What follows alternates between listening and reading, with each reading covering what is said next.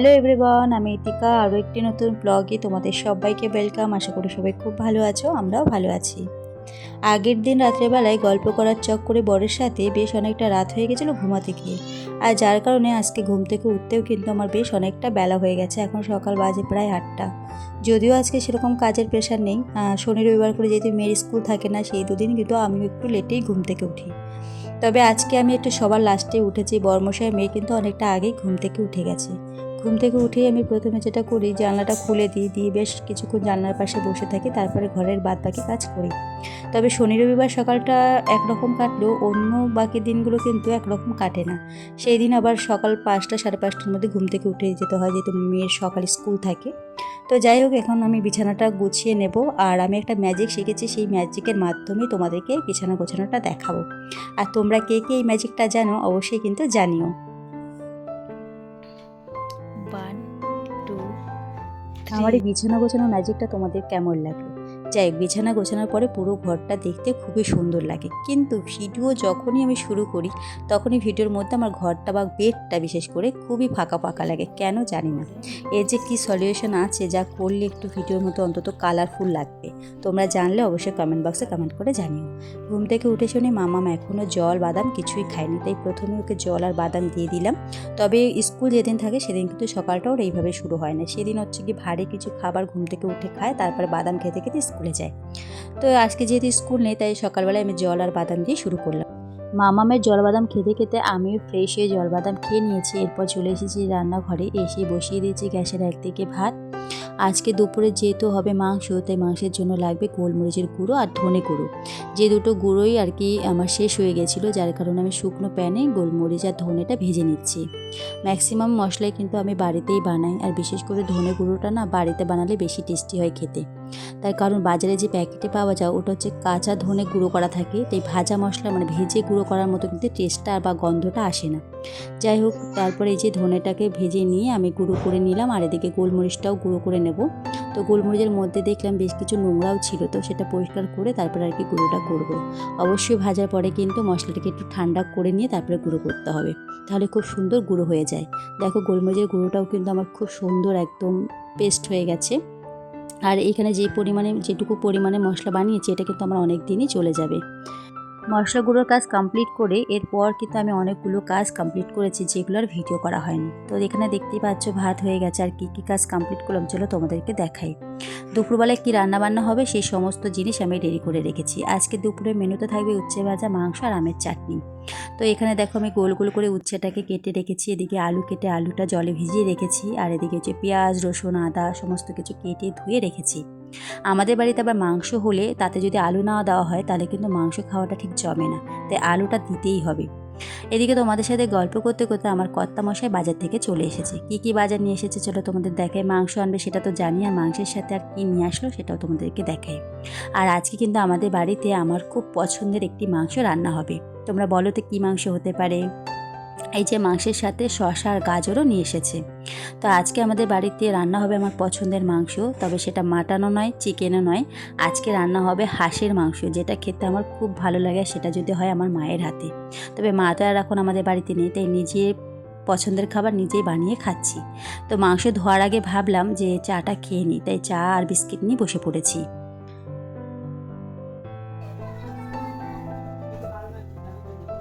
চলো চাটা খেয়ে নিই। আর বাইরে আজকে একটু মেঘলা মেঘলা ওয়েদার।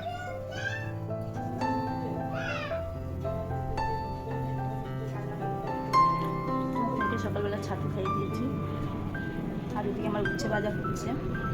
দেখতে আমি একটু রান্নাটা, এই রান্না হচ্ছে চা খেয়ে।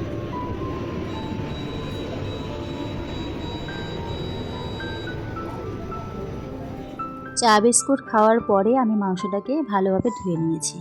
আর আজ ভাবছি হাঁসের মাংস আমি কীভাবে রান্না করি সেই রেসিপি তোমাদের সাথে ছোট্ট করে আজকের এই ব্লগে শেয়ার করব।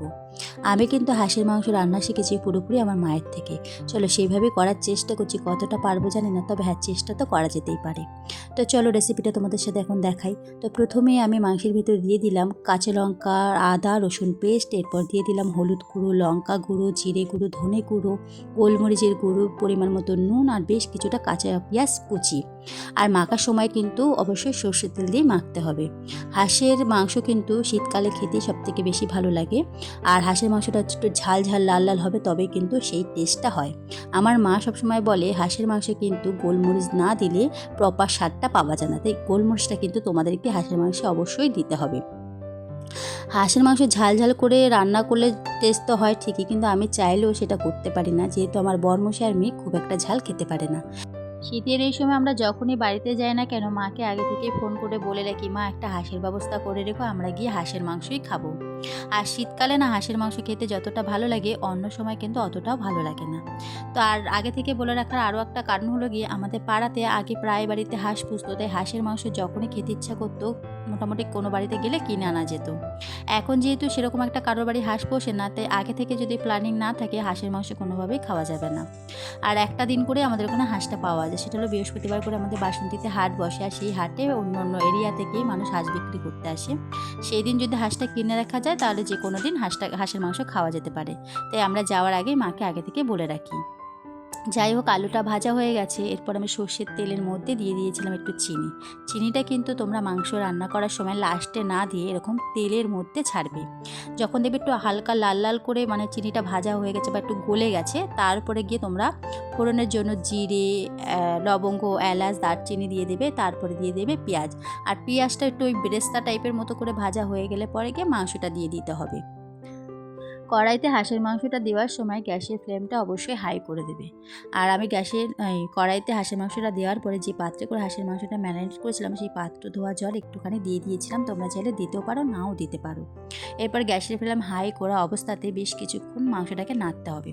তারপরে হচ্ছে গিয়ে গ্যাসের ফ্লেমটা একটু লো করে দিয়ে কিন্তু ঢেকে ঢেকে এইভাবে মাংসটাকে কষিয়ে নিতে হবে। যেহেতু হাঁসের মাংস একটু শক্ত হয়, তোমরা চাইলে প্রেশার কুকারেও রান্না করতে পারো, তবে আমার মনে হয় এরকম অনেকটা সময় ধরে কষিয়ে কষিয়ে কড়াইতে যদি রান্না করা হয় তাহলে কিন্তু একদম দুর্দান্ত স্বাদ হয় এই হাঁসের মাংস। আমি কিন্তু কখনো হাঁসের মাংস প্রেশার কুকারে রান্না করি না, আমি এইভাবে কড়াইতে কষিয়ে কষিয়ে তারপরে গিয়ে রান্নাটা কমপ্লিট করি।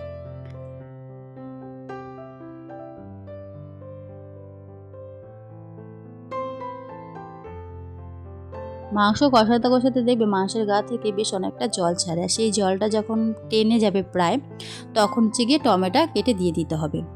এরপর আমি আবারও নাড়িয়ে চাড়িয়ে টমেটো সিদ্ধ হওয়া বা এই জলটা পুরোপুরি টেনে যাওয়া পর্যন্ত ওয়েট করব। মাংস কষাতে তো অনেকটা সময় লাগবে, সেই সময়টা নষ্ট না করে ভাবলাম আমি আর মামা মিলে হেয়ার অয়েলিংটা করে নিই। প্রত্যেক উইকে স্যাটারডেতে করে আমরা হেয়ার অয়েলিং করার চেষ্টা করি, তবে এই উইকে স্যাটারডেতে আমার আর সময় হয়নি হেয়ার অয়েলিং করার, তাই ভাবলাম আজকে সানডেতে যেহেতু ফাঁকা আছে তাহলে হেয়ার অয়েলিংটা করা যেতেই পারে। আর যেহেতু এখন শীতকালে, শীতের সময় আমাদের হেয়ারে তো প্রচুর প্রবলেম শুরু হয়ে যায়, হেয়ার ফল, ড্যান্ড্রফস, তারপর হেয়ারটা প্রচণ্ড পরিমাণ ড্রাই হয়ে যায়। তো সেটাকে একটু কন্ট্রোলে রাখার জন্য ঘরোয়াভাবে এক এক সময় এক এক রকম করে আমি হেয়ার অয়েলিংটা করার চেষ্টা করি। আজকে যেরকম কোকোনাট অয়েলের সাথে ক্যাস্টার অয়েল মিক্সড করে তারপরে আর কি হেয়ার অয়েলিং করেছি। মামামকে আগে হেয়ার অয়েলিং করিয়ে দিই, তারপরে গিয়ে আমি হেয়ার অয়েলিং করব। মামামের মুখ টুক শুকিয়ে একাকার অবস্থা, কিছুদিন হলো মানে শরীর খারাপ দিয়ে উঠেছে।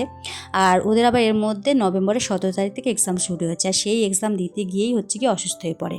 আর সেদিন ছিল ওদের ইংলিশ এক্সাম, স্কুল থেকে ফোন আসে যে খুবই অসুস্থ হয়ে পড়েছে, এক্সাম দিতে পারছে না। সেটা শুনে আমার মনের অবস্থা কি হয়েছে তোমাদের কি বলি। 2-2.5 মাস ধরে প্রিপারেশান নিয়েছে এক্সামের জন্য, আর সেই এক্সাম যখন দিতে পারিনি তখন মনের অবস্থা আর কী হবে। তবে সবার আগে তো শরীর, তারপরে কি এক্সাম, এই বলে আর কি মনকে সান্ত্বনা দিয়েছি। হেয়ার অয়েলিং করানোর পরে এখন আমি বসেছি, কি হয়েছে বল?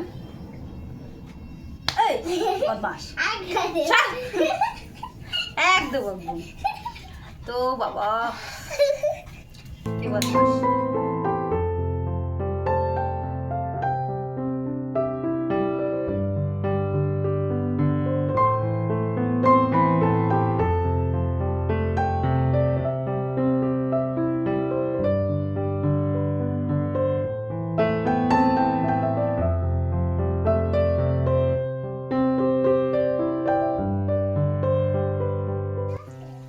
মাংসটাকে ভালোভাবে কষানো হয়ে গেছে, এদিকে আলুটাও বেশ ভালোভাবে সিদ্ধ হয়ে গেছে। তারপর আমি বেশ কিছুটা জল গরম করে নিয়েছিলাম, সেই জলটা এখন আমি মাংসের ভিতরে দিয়ে দিলাম। আর এই সময় কিন্তু অবশ্যই গ্যাসের ফ্লেমটা পুরোপুরি হাই করে দিয়েছি। এখন ভালোভাবে মাংসটাকে ফুটতে দিতে হবে যতক্ষণ পর্যন্ত না মাংসের ঝোল থেকে তেল ছাড়ছে। তো চলো হতে থাকুক, আমি ততক্ষণ ওয়েট করতে থাকি। আমি তো তোমাদেরকে খুব অল্প সময়ের মধ্যে এই মাংস রান্না করাটা দেখিয়েছি, তবে এই মাংস রান্না করতে গেলে কিন্তু অনেকটা সময় নিয়েই আস্তে আস্তে রান্না করতে হয়।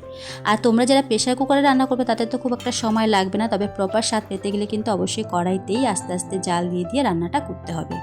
আর নামানোর শেষে কিন্তু অবশ্যই গরম মশলার গুঁড়ো দিয়ে নামিয়ে নিলেই কিন্তু রান্নাটা পুরোপুরি কমপ্লিট হয়ে যাবে।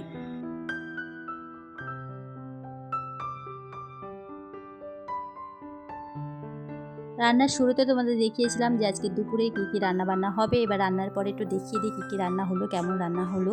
তো আজকে মেনুতে ছিল গোল গোল করে উচ্ছে ভাজা, এদিকে রয়েছে আমের চাটনি, আর টপার যেটা হচ্ছে আমার প্রিয় হাঁসের মাংস, লাল লাল ঝাল ঝাল বলা যাবে না কারণ সেই পরিমাণে ঝাল হয়নি।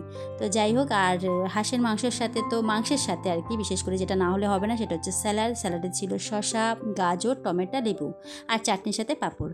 তাহলে চলো ভিডিওটা এখানে এন্ড করছি, কেমন লেগেছে ভিডিওটা জানিও। আজকের মতো টাটা, বাই বাই।